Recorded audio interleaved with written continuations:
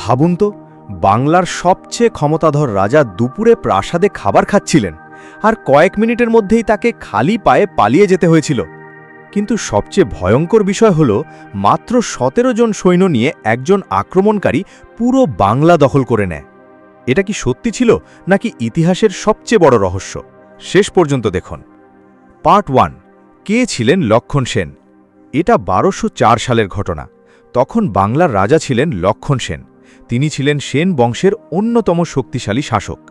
তার রাজত্বে বাংলা ছিল ধনী, শিক্ষায় উন্নত এবং সাংস্কৃতিকভাবে শক্তিশালী। নদিয়া ছিল তার রাজধানী। কিন্তু সমস্যা ছিল একটাই, রাজা বৃদ্ধ হয়ে গিয়েছিলেন আর রাজ্যের সেনাবাহিনী আগের মতো শক্তিশালী ছিল না। আপনার কি মনে হয়, একজন রাজা বৃদ্ধ হলে কি তার ক্ষমতাও দুর্বল হয়ে যায়? কমেন্টে লিখুন। পার্ট 2। ১৭ জন সৈন্যের রহস্য। এখন আসল রহস্য শুনুন। তুর্কি সেনাপতি বখতিয়ার খিলজি বাংলা আক্রমণের পরিকল্পনা করেন, কিন্তু তিনি জানতেন সরাসরি যুদ্ধ করলে জেতা কঠিন। তাই তিনি করেন ভয়ঙ্কর এক চাল।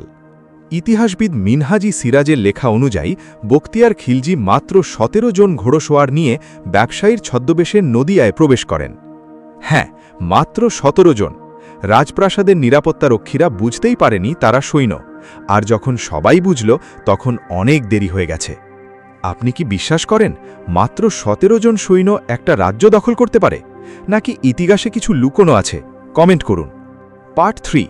খালি পায়ে পালানোর ঘটনা। সবচেয়ে অবাক করা ঘটনাটা এখন বলছি।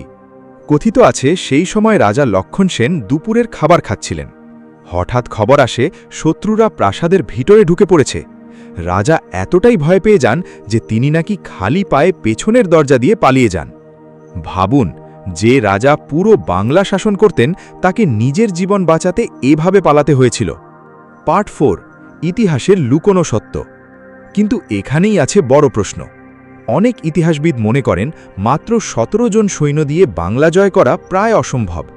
তাহলে কি ভেতর থেকে কেউ বিশ্বাসঘাতকতা করেছিল, নাকি সেন বংশ তখন ভেতর থেকেই দুর্বল হয়ে পড়েছিল? আপনার মতে বাংলার পতনের আসল কারণ কি? ১. বিশ্বাসঘাতকতা। ২. দুর্বল রাজা। ৩. দুর্বল সেনাবাহিনী। কমেন্টে শুধু নাম্বার লিখুন। এন্ডিং।